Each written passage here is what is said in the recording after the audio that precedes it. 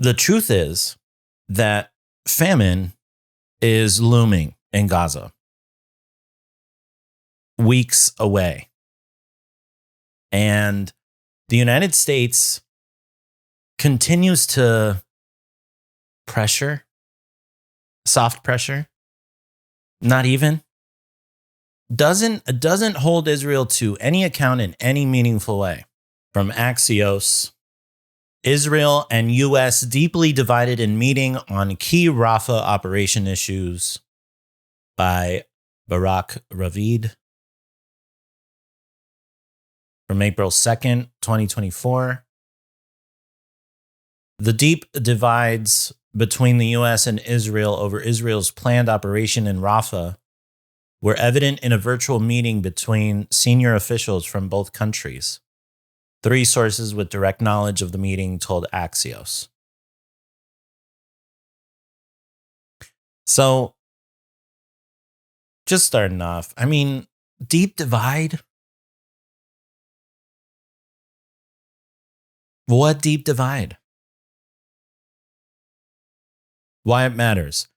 An operation in the city where more than 1 million Palestinians are sheltering has become one of the most contentious issues between the U.S. and Israel around the war in Gaza. Again, I think it's important not to forget how many 1 million people are. Like, I don't know. I feel like it's really hard to conceptualize how many people that is.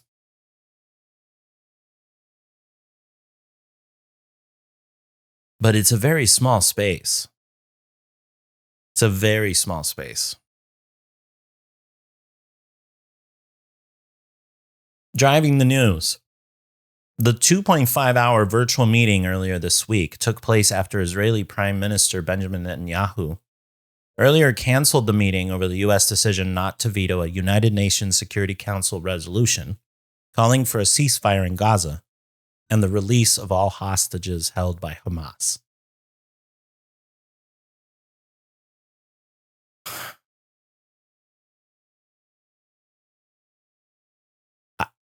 You see how, disgusting this dude is?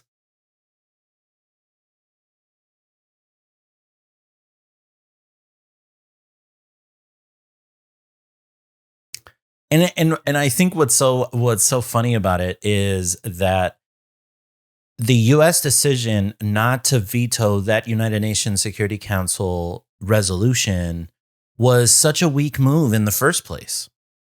It was such a weak move. All they did was not vote.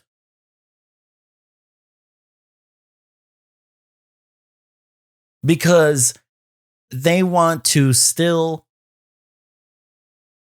support Israel,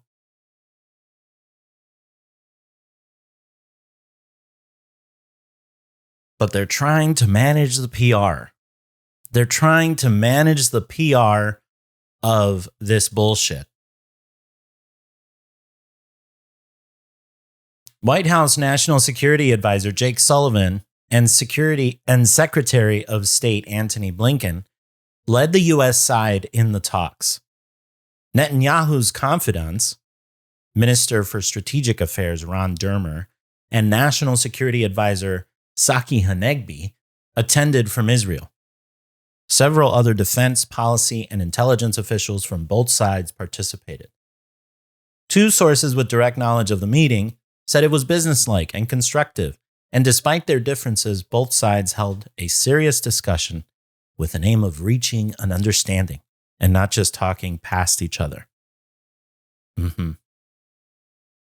Behind the scenes, a significant portion of the meeting focused on how to evacuate more than 1 million Palestinians in the southern Gaza city. To where? To where?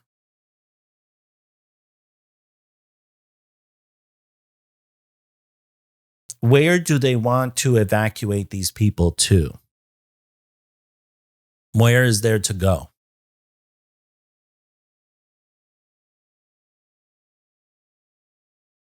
They carpet bombed the north.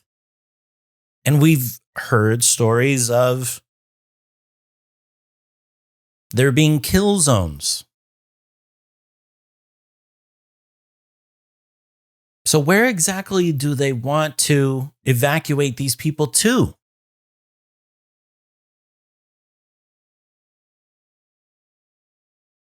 And this is why this is all so fake. Because the US is saying, oh, we need to evacuate these people. Where?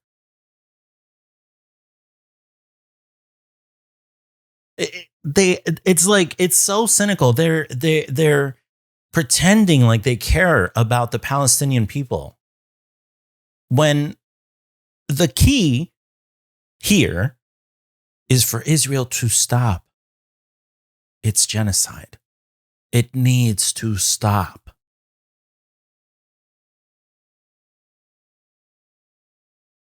The Biden administration reiterated its concern that a quick and unorganized evacuation would result in a humanitarian disaster. Because there isn't enough of a humanitarian disaster right now. 3 sources with knowledge of the meeting said the Israeli side presented general ideas it had about the evacuation of civilians and said it could take at least 4 weeks and maybe longer to implement depending on the situation on the ground. The US side said it is an unrealistic estimate and told the Israelis they are underestimating the difficulty of the task, the sources said.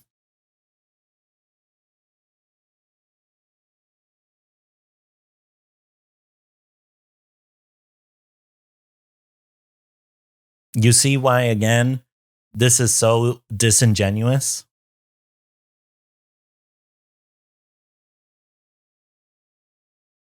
Because the Israeli side is presenting an evacuation of 1 million people in 4 weeks.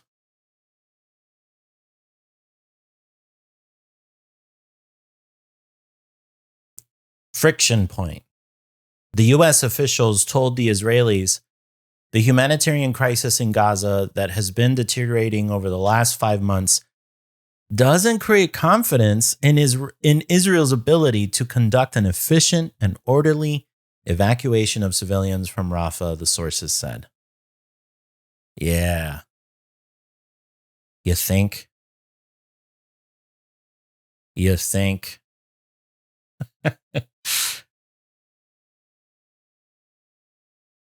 I wonder why Israel can't be trusted to conduct an efficient and orderly evacuation of civilians.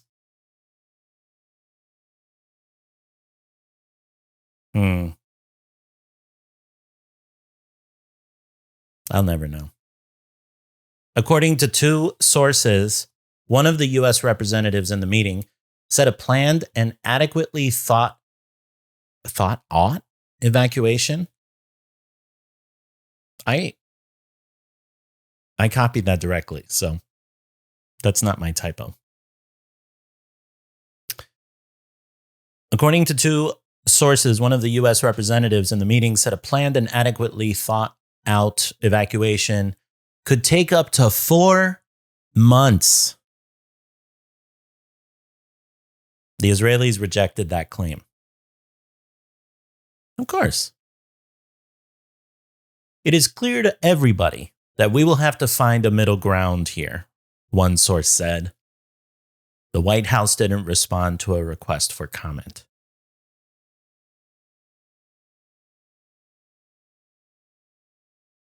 State of play. Sullivan warned the Israelis in the meeting that in the next few weeks, the Integrated Food Security Phase Classification Organization could issue a famine declaration for Gaza, 2 sources said. The sources said Sullivan told the Israelis that if that happens, it would be only the 3rd such declaration in the 21st century. Sullivan said it would be a bad for Israel and for the US. Again, not my typo.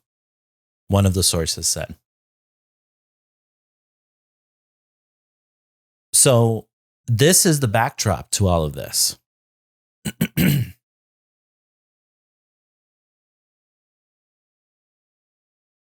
That Israel is presenting a plan that says, oh, we can evacuate these people in 4 weeks, maybe a little bit more. When realistic estimates are actually 4 months.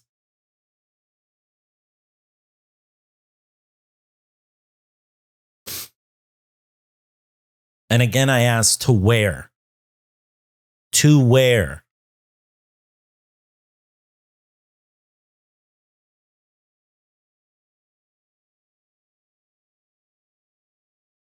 It's so gross. And of course, this famine is not a horrible thing and a crime against humanity. And a morally repugnant thing. No. Sullivan said it would be bad for Israel and the US. Yeah, bad PR.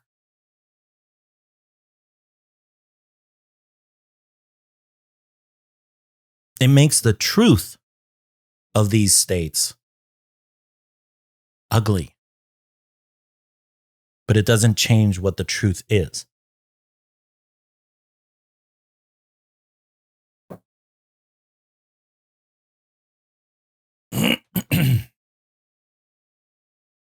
According to 2 sources, the Israelis said they don't agree Gaza is on the verge of famine.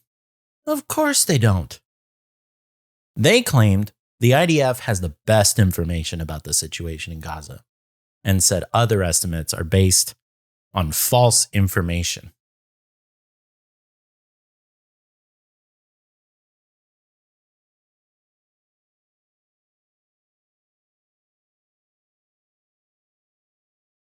One of the sources said the US side told the Israelis they are the only ones in the world that claim Gaza isn't on the verge of famine.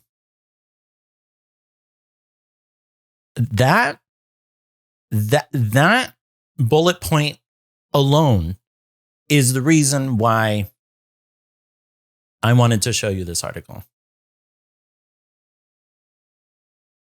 That behind closed doors, even the US admits that no one in the world agrees. Everyone in the world agrees that Gaza is on the verge of famine.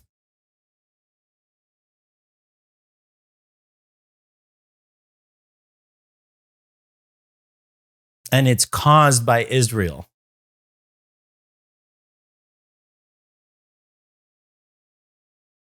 The US made it clear. The US made clear it disagrees with the Israeli assessment, especially of the situation in northern Gaza, and stressed that denying the problem is not a good position for Israel to take, the source said. Yeah, you think? Zoom in. 2 sources with direct knowledge of the meeting said the US also presented its initial ideas for an alternative approach to an Israeli military operation in Rafah.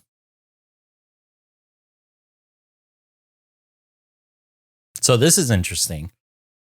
The US alternative, which was presented in broad terms, included isolating Rafah from the rest of the Gaza Strip, securing the Egypt-Gaza border, focusing on targeting senior Hamas commanders in the city, and conducting intelligence-based raids, the 2 sources said.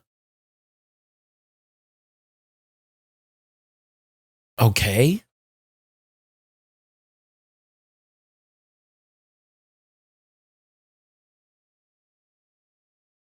But again, this is all a distraction. This is all a lie. You cannot kill Hamas. You cannot destroy Hamas. Hamas is an idea, which the Israelis themselves have contributed a lot to. A lot to.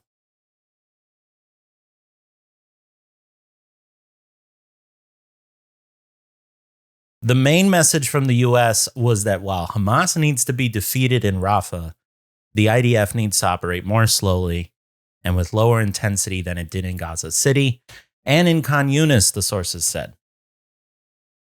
What they're saying. In a joint statement after the meeting, the parties said they agreed they shared the objective to see Hamas defeated in Rafah. The U.S. side expressed its concerns with various courses of action in Rafah. The Israeli side agreed to take these concerns into account. You see? You see why this is also hilarious? And I mean hilarious in a horrific way, because it is horrific.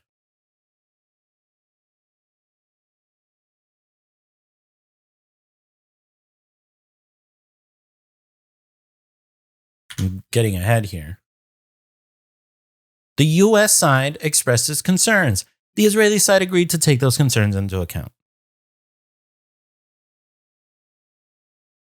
Which means they're not going to.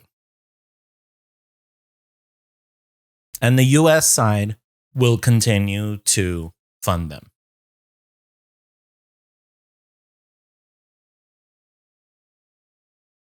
The U.S. continues to fund this atrocity. This is an atrocity.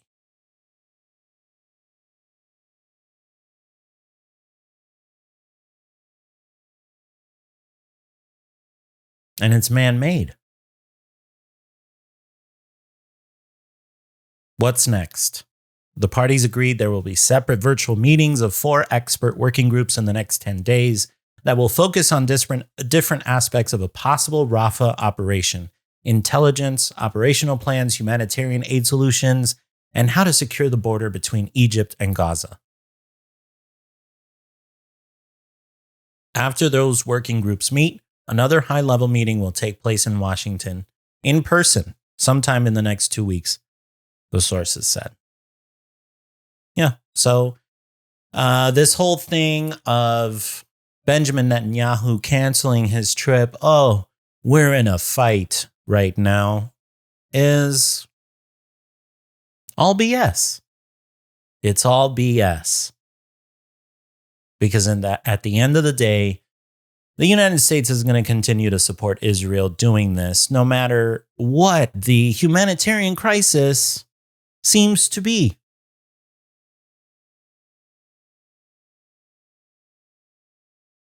And I want to really stress yet again that the United States didn't make a comment on this. They didn't comment.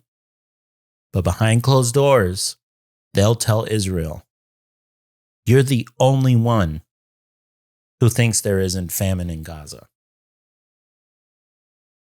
Which just goes to show you how disgusting it all is. They know what they know. They know.